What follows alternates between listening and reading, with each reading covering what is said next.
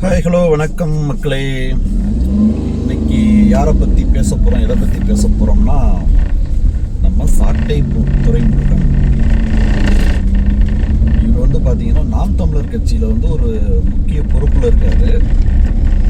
இவர் இந்த திராவிட கட்சிகள் சம்மந்தப்பட்ட விஷயங்களை வந்து அவங்கள வந்து எதிர்த்து பேசுகிறதுல வந்து ரொம்ப கைதேர்ந்தவர் அப்படின்னு மக்களாலையும் இந்த யூடியூப்பில் வந்து அரசியல் சம்மந்தப்பட்ட பதிவுகள் பார்க்குறவங்க மத்தியிலையும் நல்ல பேர் போன ஒருத்தர்.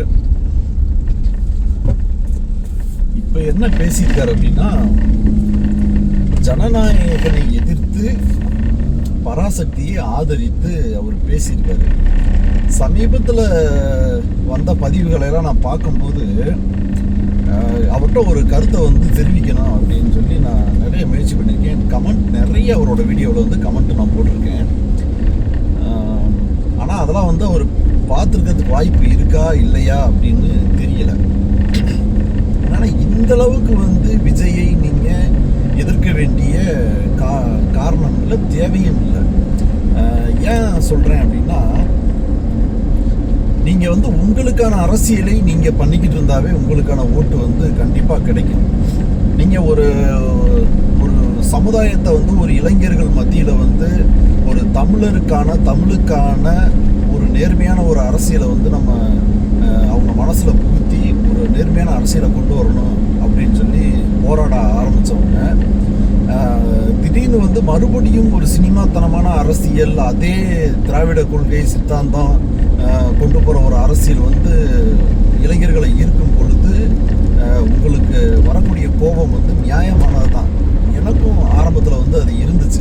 என்னென்னா, ஒரு கேட்டகரி ஆஃப் பீப்புளை வந்து ஒரு மூடத்தனமாகவே, அதாவது கெத்து, தவறான வழியில் போகிறத வந்து ஒரு கெத்து, தப்பான செயல்களை செய்கிறது வந்து ஹீரோயிசத்தனம், அந்த மாதிரி வளர்த்து விட்டு ஒரு கேட்டகரி ஆஃப் பீப்புளை வந்து சிந்திக்க விடாமையே வளர்த்து வச்சுருந்தது திராவிடம் அப்படின்னு சொல்லி நான் சொல்லுவேன்.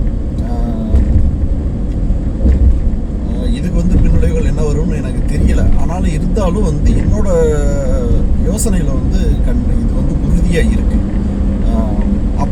அப்படி இருக்கிற கேட்டகரி பீப்புளை வந்து மாற்றுறதுக்கான முயற்சிகளில் வந்து நீங்கள் மேடை போட்டு பல மணி நேரம் உங்களோட மேடைகளில் பல பேர் பேசி வச்சுருந்தீங்க.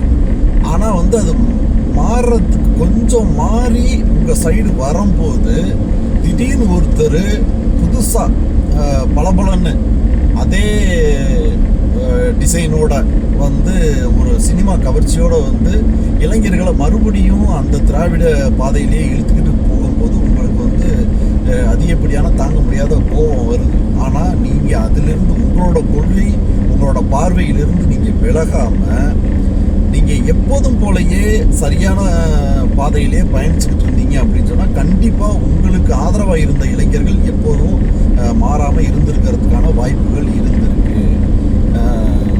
ஆனால் நீங்கள் விஜயை எதுக்குறேன் அப்படிங்கிற பேரில் அதிகப்படியான வார்த்தை பிரயோகங்கள், அது எக்ஸ்ட்ரானரியாக ஒரு விஷயத்தை வந்து சொல்லி விஜய் வந்து ரொம்ப மோசம், கேவலம், இந்த மாதிரி பதிய வைக்க முயற்சி பண்ணுறதுனால உங்கள் சைடு வந்து ஒரு சின்ன பிளாக் மார்க் விழுக ஆரம்பிச்சது. அடுத்தடுத்து நீங்கள் அதையே செய்யும்போது இது என்ன, இவங்களுக்கு இப்போ என்ன பிரச்சனை, என்னதான், ஏன் தான் இப்படி பேசுகிறாங்க அப்படிங்கிற மாதிரி உங்கள் மேலே வந்து கோபம் வந்து உங்களுக்கு செலுத்துகிற ஓட்டை வந்து புறக்கணிக்கிறதுக்கான வாய்ப்புகள் நெருங்கி வந்திருக்கு.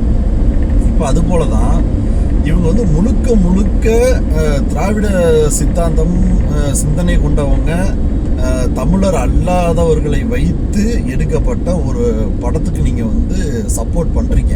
இந்த இடத்துல வந்து நீங்கள் இதை விட்டு விலகியே இருந்திருக்கலாம். அதாவது நீங்கள் இந்த படங்களுக்கு வந்து ஜனநாயகனுக்கு ஆதரவு தெரிவிக்கணும், அல்லது எதிர்ப்பு தெரிவிக்கணும், இல்லை பராசக்திக்கு ஆதரவு தெரிவிக்கணும், இல்லை எதிர்ப்பு தெரிவிக்கணும் அப்படின்ற கட்டாயமில் நீங்கள் இதை விட்டு வெளியில் வந்திருக்கலாம். ஆனால் நீங்கள் வந்து ஜனநாயகனை எதிர்த்தே ஆகணும், அதை வந்து நம்ம ஓட விடக்கூடாது அப்படிங்கிற ஒரு காரணத்தினால படமே ரிலீஸ் ஆகிறதுக்கு முன்னாடி அதுக்கான ஒரு கருத்தை வந்து இப்படி தெரிவித்தது வந்து கண்டிப்பாக எனக்கு வருத்தம்ப்பா, எனக்கு வருத்தம். நான் வந்து விஜய் ரசிகர் கிடையாது, ஆனால் சினிமா ரசிகர். சினிமா எத்தனை அரசியல்வாதிகள் எத்தனை போராட்டக்காரர்கள் சேர்ந்து ஒரு விஷயத்தை கொண்டு போய் சேர்க்க முடியாத ஒரு விஷயத்தை சினிமா நிச்சயமாக மக்களுக்கு கொண்டு போய் சேர்க்கும் அப்படின்னு சொல்லி நான் நம்புகிறேன். ஏன்னா அந்த காலத்தில் இருந்து சுதந்திர போராட்டமே வந்து பார்த்திங்கன்னா சினிமா அப்படிங்கிற ஒரு மீடியா, அதாவது நாடகம், தெருக்கூத்து, இந்த மாதிரி ஒரு மீடியா மூலமாக தான் கொண்டு போய் சேர்த்தாங்களே, பொழுதுபோக்கு மூலமாக தான் கொண்டு போய் சேர்த்தாங்களே தவிர மற்றபடி வந்து ஒரு கடுமையான போராட்டங்கள் அதிகமாக மக்கள் மத்தியில் போய் சேர்ந்துருக்காது. அதையுமே ஒரு நாடக வடிவிலாக மாற்றி மக்கள்கிட்ட கொண்டு போய் இந்த மாதிரியெல்லாம் உயிர் விட்டாங்க போனாங்க அப்படின்ற போராட்டத்தை எடுத்துக்கொண்டு போய் சேர்க்குறதும் வந்து அந்த இப்போ சினிமா மிகப்பெரிய சினிமா துறையாக இருக்கிற நாடகத்துறை, நடிப்புத்துறை அப்படிங்கிற ஒரு விஷயந்தான். அதனால் நீங்கள் அதை கையில் எடுத்துக்கிட்டு உங்களுக்கு சப்போர்ட் பண்ணுற படங்களை மட்டும் நீங்கள் பேசிக்கிட்டு போகிறது தான் உங்களுக்கு சரியாக இருக்கும் அப்படின்னு சொல்லி என்னோட ஒரு தாழ்மையான கருத்து. தயவு செய்து முகம் சுளிக்கிற அளவுக்கு விஜய் பற்றின எதிர்ப்பை வந்து தெரிவிக்காதீங்க. இன்றைக்கி வந்து முழு திராவிடனா, அதாவது திமுகவுக்கு ஆதரவு தெரிவிக்கிற ஒரு முழு திராவிடனா நீங்கள் மாறினது வந்து அதில் தெரியுது. தயவு செய்து அந்த தவறை வந்து மறுபடியும் பண்ணவே பண்ணாதீங்க. இதுதான் என்னோட கருத்து.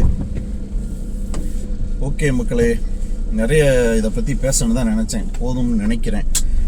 மீண்டும் சந்திப்போம் அடுத்த வீடியோவில். பாய், நன்றி, வணக்கம்.